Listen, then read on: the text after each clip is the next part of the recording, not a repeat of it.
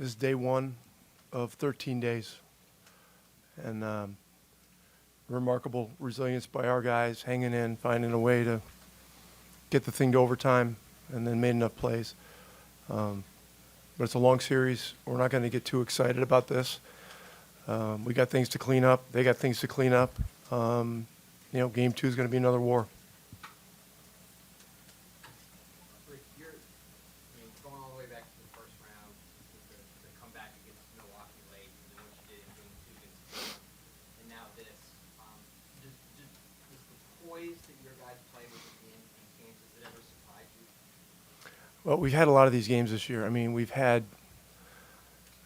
probably had a dozen of them throughout the season. A lot of the games early where we were struggling were games we had to pull out. There were clutch games when we weren't playing particularly well, and it's a muscle. The more you exercise it, the stronger it gets, and it's not easy. It's not easy. There's been a lot of wild swings and scores throughout the season and the playoffs, but you certainly don't take anything like this for granted. This is very, very difficult to do, but it's a 48-minute game, and we always say, Pacer basketball is 48 minutes, and tonight it was 53 minutes. What did you make of Aaron's shot-making run in that last 5 minutes of the game? Well, Aaron, the thing that put him in position to do that was Shepard going in there and giving us, 7 or 8 really strong minutes, just playing at full capacity, picking up full, all that. It allowed Aaron a chance to rest a little bit. So he came back in the game fresh, and he had his legs. And I don't know how many he made down the stretch. Seemed like it was 5 or 6 or 7, 6. They were all very much needed. And look, NBA players are amazing. I mean, these guys get on a roll, and they do amazing things. And so, Brunson makes stuff like this look routine. Aaron got hot certainly at the right time. Rick, you obviously, this is about today's game and this year, but you're familiar with NBA history. Was there a part of you when Tyrese did the choke gesture and Miller's on the call do you appreciate the historical tie-ins here? I'm not getting into any of that stuff. Doesn't make any sense. This fan base is difficult enough to deal with without getting into a lot of unnecessary words. I mean, we have great respect for these guys. They beat us 2 out of 3 during the season. I've been watching them plow through great teams. It's day 1 of 13 days. Rick, when Tyrese's shot at the regulation goes up in the air, did you think the game over? Did you have to get any chance coming back out? I mean, at first I thought he was behind the line, so I thought maybe the game was over. Everybody reacted, but look, it's the emotions of the playoffs are such that you expect there to be some reason that it's not total exuberance, So, look, we got to overtime. That's good, and we had 5 more minutes of life, and found a way. So, when the ball went up in the rim, did you think the game over? Like, did you think it had any shot of coming back down and going in? It looked like it had a chance. It was awfully high. When we were playing in the bubble in 2020, when I was at Dallas, Damian Lillard hit a shot just like that. There was a crunch time shot that went way up in the air and dropped straight in. It was about a minute to go, or a minute and a half to go. It wasn't quite at the end like that, but it was a similar thing. And so those things happen. Rick, this was the largest comeback in the final minute of a playoff game since at least 1998. You were down by 9 points. What was it about the previous instances where you guys were able to come back that in this hostile environment just didn't seem to get shook by it at all? I think we've already talked about it. I mean, we've been through a lot of these situations. It's set us up to execute well and try to give ourselves a chance, and that's all you can do. Rick, you talked about the fan base and how it's already difficult enough to play against them. Do you wish Tyrese hadn't played the Listen, players can do what they want, and it's an emotional thing. It's not a big deal. It's not a big deal. I mean, we got to go out there. The place is unlikely to be any louder than it was tonight. I mean, it was crazy out there. And the environment, it never disappoints here. It never disappoints here. I mean, at this time of year, you want to go into the most hostile, the most difficult environments and test your mettle, and go against Brunson and Cat and Bridges and these guys. I mean, this is a difficult time of the year, so it's not a big deal to me. Right, you're obviously going a 14. Tyrese has earned the right to do whatever he wants. They've obviously gone that 14-0 run when Brunson checks out early in the fourth quarter. What did you guys have to do just to stabilize? Obviously, Aaron making those shots is a big piece of what across the board did you guys have to do to sort of just get right in that period, in that stretch? Well, I mean, we were very much teetering on the edge.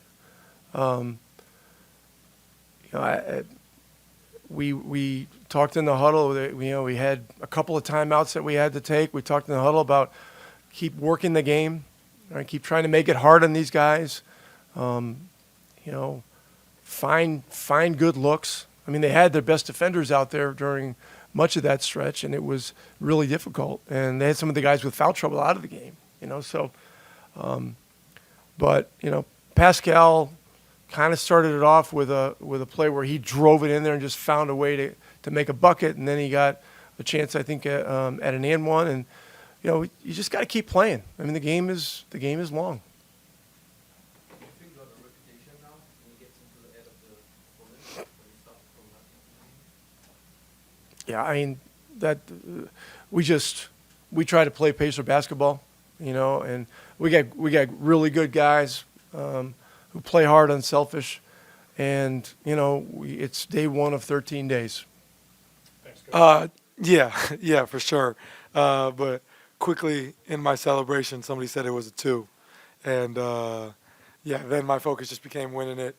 How we could win the game, and I thought we did a great job of sticking with it in overtime, just making big play after big play. Obviously, Aaron's heroics aren't. I hope they're talked about it. They can't be talked about enough. He was amazing down the stretch. Obi had a big putback dunk. We had a lot of different guys contribute, make plays, and I was really proud of our group. When did the choke idea come to you? In the moment, I wasn't like plotting on it or anything. Everybody wanted me to do it like last year at some different point, but it's just gotta feel right, and it felt right at the time. If it would have been, if I would have known it was a 2, I would not have done it. So I think I might have wasted it. If I do it again, then people might say I'm like aura farming. So I'm not. I don't plan on using it again. What's it like to watch Nesmith do what he did? Just boom, boom, boom, boom. Yeah, special, man. I think AA works his tail off. I think each shot that he made just kept giving us more confidence that we could, really win this game. So he was really big for us. And I think to do what he did today while also having to guard Jalen Brunson for probably 30 minutes is very difficult to do. So, like I said, what Aaron Nesmith did today can't be talked about enough. And, it's really proud of his effort and our group's effort. Tyrese, when your shot at the end of regulation goes off the rim, goes up in the air, are you deflated, honestly? No. I knew I'm like, it's going in. It just felt like it got stuck up there, though, And honestly, when it, went in, I was like, I thought my eyes might have been deceiving me in the moment.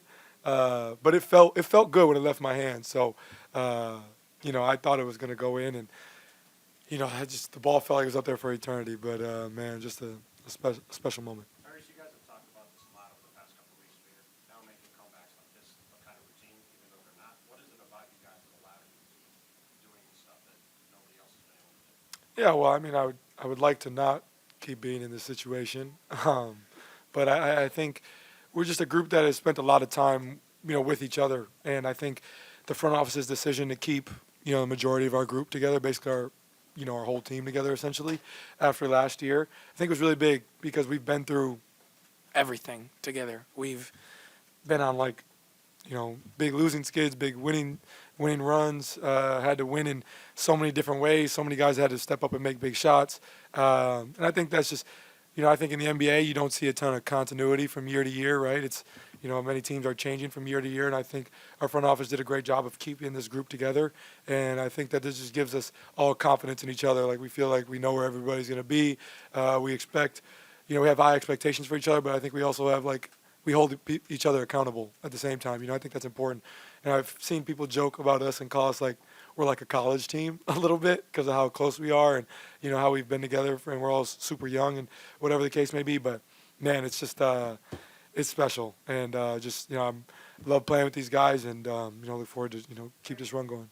You're obviously a student of history. If you know about the choke gesture, how much do you know about where that came from in the game, where Reggie did it, and sort of what happened next? I've seen that winning time doc probably 50 times growing up. So I know that they didn't win the series. So I would not like to repeat that. But I think that's just a historic moment, and that was obviously more him versus Spike, kind of the one-on-one. And that just felt like it was to everybody, but to him too. I wanted him to see it more than anything. But I think it's just really cool to continue to make my own history and this group to make our own history, while also showing respect and love to the ones who came before us. So definitely a special moment, and something I won't forget. Knicks called a game in the last round. Reggie was a Knicks game, and they were coming back and Brunson had a couple baskets in the fourth quarter. And he said, "This is the best fourth quarter closer in the game right here." Is he right? Who? Reggie? That Brunson was the best closer in the game? Or is that maybe you right now, the way you play these playoffs? It's whoever you want it to be. Yeah. Tyrese, I wanted to ask you about something boring like you guys' pace. That's not boring. No, well, I love talking about that. Come on. threes, to come back from 17, do you think that your relentless pressure that you can talk about all postseason, do you think that wore them down a little bit? I think maybe you could say that. They missed a couple free throws there down the stretch. Had a couple short misses there at the end of the game. Sure, for coach's sake and for coach speak, the wear down effect was in full effect right there. But I think the way you got to approach this game and approach this series is that it's going to be a 7-game series that going to be played in 13 days, right? So that's how we're approaching it and looking at it. And you got to take it one day at a time. So, I think just trying to wear on these guys as much as we can. Obviously, their starters play a lot of minutes. I thought, obviously with some foul trouble, some other guys had to play a little bit more. They had a lineup out there that probably hasn't played together a ton, but was really effective for them there. So we just got to do a better job there. But I think, I think it's hard for me to discredit and say that the wear down effect wasn't there. I think from everything you're seeing that's a part of it, and I think that's a part of our identity. How can we wear on teams for 48 minutes? Obviously picking up full court, but as well as our offensive pressure, getting downhill, moving, playing fast. I thought that we did a good job offensively of playing our style. They went on that little run there and obviously got a pretty big lead there. But I thought we did a great job of, Pascal had the and one on Cat, and we just, kept coming and kept coming and kept coming. And I think that was really big for us, making extra plays, getting extra possessions with offensive rebounds or finishing, getting rebounds on that side. I think they were all big down the stretch. So, I think for Coach Carlisle's sake, we'll say the wear down effect was in full effect. Tyrese hit 3 of these shots now, like game winners, game tires, that buzzer. So what in those moments seem to want the ball, sort of see what shots you want? What do you like about that moment? Sort of why do you have so much success? Yeah, I mean, I think every person who enjoys basketball, or probably everybody in here, imagined at one point that they would be an NBA player or something, and I think the biggest thing when you're growing up is everybody's on the playground or in the driveway or in the gym by themselves. You're 5, 4, 3, 2, 1 shooting it, and if you miss it, nobody's around, so put more time on the clock, right? And I think for me, I was always encouraged me just to have an imagination, right? So I would be running down the hallway in my childhood home, pretending there was a hoop and playing basketball and all those things. And I think that the biggest thing for me is I already have the confidence to take the shot in the moment, but I have that confidence from my group. My group wants me to take those shots. My coaching staff wants me to take those shots. I think our organization wants me to take those shots. I think now we're at the point where our fans want me to take that shot, So I think everybody's living and dying with it at that point. That gives me a lot of confidence. And to be honest with you, when I got traded here, we weren't very good. And so we would be in these moments where I would have to take these shots and I would miss them and nobody would care. that maybe Pacer fans would. But like we weren't very good, so it didn't matter. We weren't a playoff team or anything. So I feel like that kind of like baptism by fire almost to do that, and then now be in these situations where obviously they matter on such a bigger scale, I think is important for me. So I really think that experience is the best teacher for me, and I've had that as times went on. Guys, we have time for like a couple more. We have a bus here in about 4 minutes. Did you have a You and message? Jalen obviously have a lot of recent history going back to the FIBA World Cup and then last year in the playoffs, and then you guys staring each other down in WWE ring, and now you're back here in the conference finals. Just to have a game like this against him, what does it mean for you and for the journey that you guys have had? I mean, he's a great player. I love competing against him.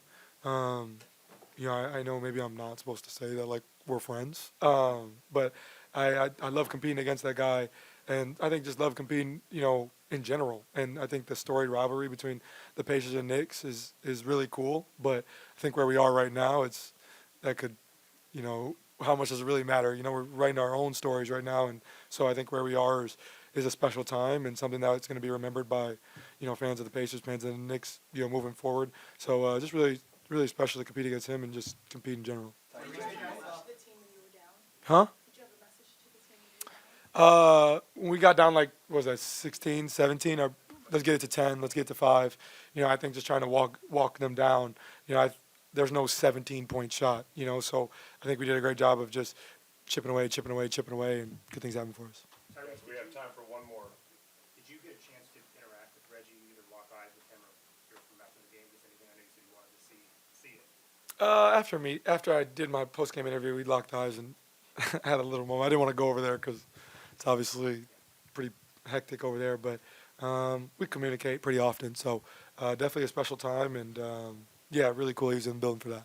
Can you take us through what's going through your head during a heater like that, 6 threes in just 4 or 5 minutes at the end? I was just doing what the team needed of me, I was just letting them fly. I was in a good rhythm.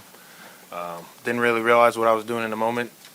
Was just trying to win the basketball game. Your emotions of winning games like this, you guys have done it 3 times in 3 weeks now. Are they still the same as it was after the Bucks game, or is it? It's always the less same. It's surprising always now? special. It's always fun. This is what we live for. This is what we, work every day for, work so hard for, is to perform and to show up in these moments. And, we just continue to do it time and time again.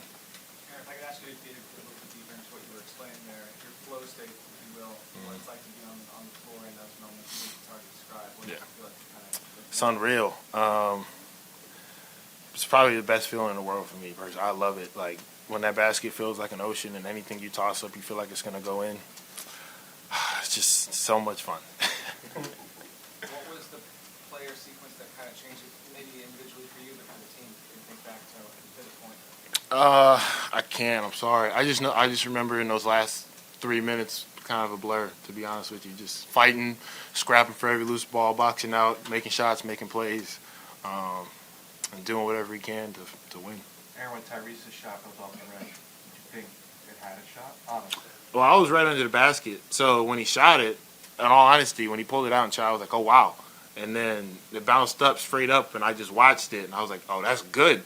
And it went straight in, and, he's a special talent, he's a special person, and he continues to amaze me every time. What was the biggest challenge tonight?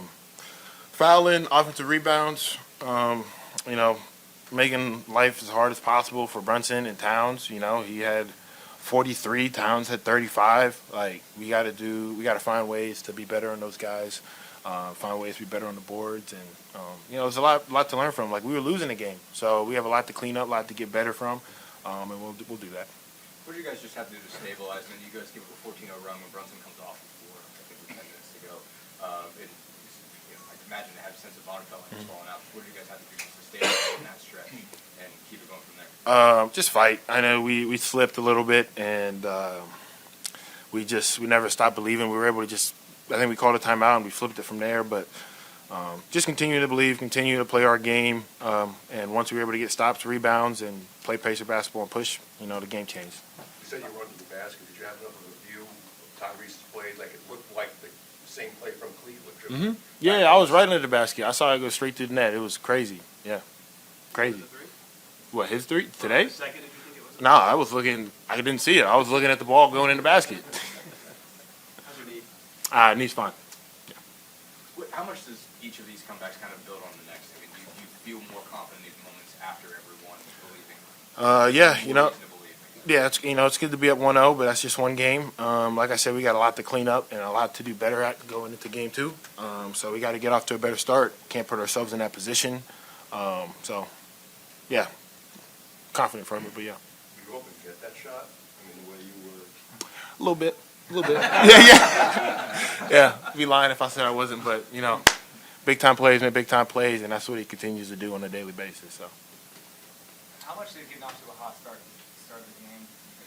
First year, 8 or 9 shots. Mhm. So many rhythms and back and forth. But how much, if at all, mentally did that wind up paying off down the stretch, knowing that? I think it was huge. You know, playing in an environment like this, getting off to good starts is great. You know, just building confidence, getting to the rhythm of the game, flow of the game. So that was really, really huge for us. And, you know, we just got to make sure we're able to punch first every time. How do you control, like, this is one of the greatest comebacks in NBA history. It was amazing. Playoff history is amazing. Like, she's got 3 more wins. How do you kind of put this behind you? How do you guys handle it? To be honest with you, I think as a group, we're pretty good at that. Like, this is, you know, it's not our first time doing it. So I think after tonight, maybe even in an hour or so, we'll be ready to learn from our mistakes and put it behind us. Like, we taught the whole conversation in the locker room was just one game. You know, we got to win 3 more. Aaron, when you said you Couple didn't more, realize guys. what you were doing in the moment, literally, when did you find out you hit 6 last 4, or did you know that much? I didn't know that much. I found out once the game was over. You know how, like what happened, who told you? A lot of people told me. You said fouling was a problem in this game. Towns and Brunson had 25 free throws between them, but down the stretch, you guys defended largely without fouling. What changed? Showing hands, and yeah, I'll take you showing hands. We got to be able to do that for 48 minutes, but yeah. Thank you, guys. Appreciate it. Thank you. Down 9 with under a minute to go. I know we ask you this every time you guys do this, but like, what are you feeling in that moment to not think it's over and keep fighting like that? I mean, this is a playoffs. You gotta leave the core with pride with it, win or lose. So we're trying to play until the buzzer and give us the best chance to stay in the game. What was going through your head when Ty's shot bounced 10 miles When up it in the air? bounced up, I was like, and then it went in. I was like, damn, game. And it hit the line. We had the little KD foot on it. You guys get that review when you get the ball and it goes off Brunson's hands. It was originally rolled off yours. I mean, just did you know, I guess, that you were going to win that review? Basically, how did you kind of experience that play, and did you have a sense it was coming back to you? Yeah, I mean, it was a pin down, and I shot the gap. I tipped off his hand, went out of bounds. Try to get the challenge. Yep. They scored those first 4 points of overtime. You hit a big 3 after that. And just what are you just trying to do in that moment? What are you looking for in that stretch, and what kind of got you going at that point in overtime? I'm playing the game. I'm trying to keep my mind clear, try to play hard, both sides of the floor, understand what we're trying to get at. Tyrese's shot today was against overtime, but did it kind of feel like yours last year in Game 3 when you hit that long shot set to get the win? Say it again? Like today's shot, Tyrese is going to kind of have that same feeling you were getting last year? Yeah. What's it like to silence the crowd like that? 'Cause they came here ready to see something, and you guys just take it away like that. Yeah, I mean, I guess it's nice. I mean, we don't really care about size of the crowd or how they're out there. We're just trying to play the game and stay as connected as possible on the floor, and not let outside things affect us. The feeling after games like this change from the Bucks one, or is it stayed the same? But it's just like, oh my gosh, every single time. Feels good. It's one game, and we're definitely not going to try to hang on this one too long. What did you guys just kind of have to stabilize after that early run they went on in the fourth quarter? I think they had a 14-0. Just what did you guys have to just get past and do to sort of get right in that period? What did we have to do? Just stay the course, finish the game with pride, like I said, and let the chips fall where they fall. It was just like to see what Aaron did in that stretch, 6 threes in like 5 minutes. He went unconscious. It was obviously very much so needed, and he makes those types of plays. He's a big-time hooper, for sure. What's the biggest point of emphasis? I know you guys haven't watched the film yet, but just heading into game 2, just initial vibes on what you guys need to improve on. I got to figure that out after I watch the game. We still know that we have a lot of work to do, a lot of stuff we can get better at, but man, we've been in these situations, many times before, been battle tested. So, I always have the ultimate confidence in this group. What you just saw from Aaron in that stretch, obviously, that's a big lead to kind of cut up and for him to go off like that. I mean, you've seen him make big shots before, but just to string those together, what was that just like to watch in real time? Man, yeah, this stage, this moment, like he stepped up. You know what I mean? It's that time of the year where either you fold or you step up. Man, he did an amazing job. Double works a lot in his craft, on his game. He's very confident in himself, and he put that on display tonight. What did you guys just have to sort of settle down and get right after they got that 14-0 run early in the fourth quarter? What did you guys just have to do to kind of get past that and kind of stabilize it?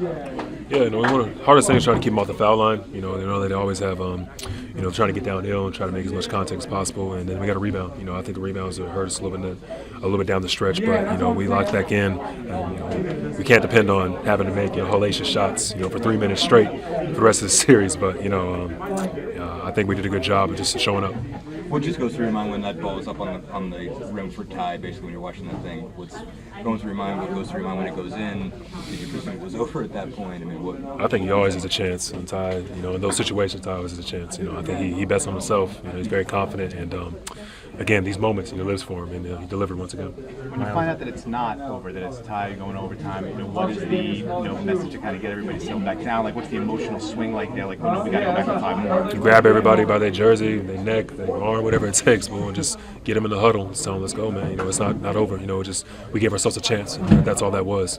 We thought it was over, but it's it is what it is. Myles, have you ever? Has it sunk in what you guys keep doing at the end of these games? It's just to the point where I'm just used to it. You know what I mean? I have so much confidence in this group. So yeah.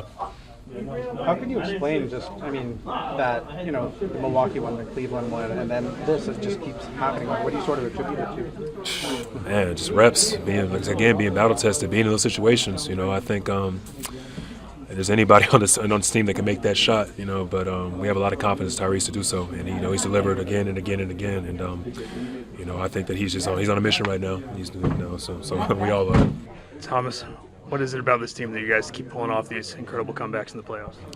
It's the resiliency and the togetherness that we have, man. And when you have a whole team that believes just in what you do and just taking it day in and day out, just keep going. Everyone believes in it, man. You just start to build that confidence throughout the whole team, and it's contagious. When they went on that big run with Brunson on the bench, what was the message in the huddle? The message was still stay the course, man. They went on a big run. That was going to happen, in a place like this, facing a really great Knicks team. But the thing is about us is just that we just have to keep staying together and stay the course throughout it, and luckily it went our way. What can you say about what Aaron was able to do there in the fourth quarter? I say this nonstop, even when you guys aren't around, man. Aaron is absolutely amazing. I'd say, for me, I feel like he's the heart and soul of this team that people don't really recognize that much. And he needs more recognition because what he did today and what he's been doing throughout the playoffs is absolutely amazing. It's one of the toughest jobs that he has out there besides Drew guarding the best players every night. But what he does is just making threes, playing defense, playing physical, getting steals, boxing out, doing a lot of the little things that don't show up on the stat sheet besides the scoring and everything. It's really amazing to watch and just be a part of it, and just lucky to be on this team, man. What was going through your head when Ty's shot bounced off the rim there? Man, it looked good. I was hoping. I couldn't see it from straight on, but it looked good. I was hoping that bounce would come down right in the same motion, and it did, man. I was just glad it wasn't a KD situation.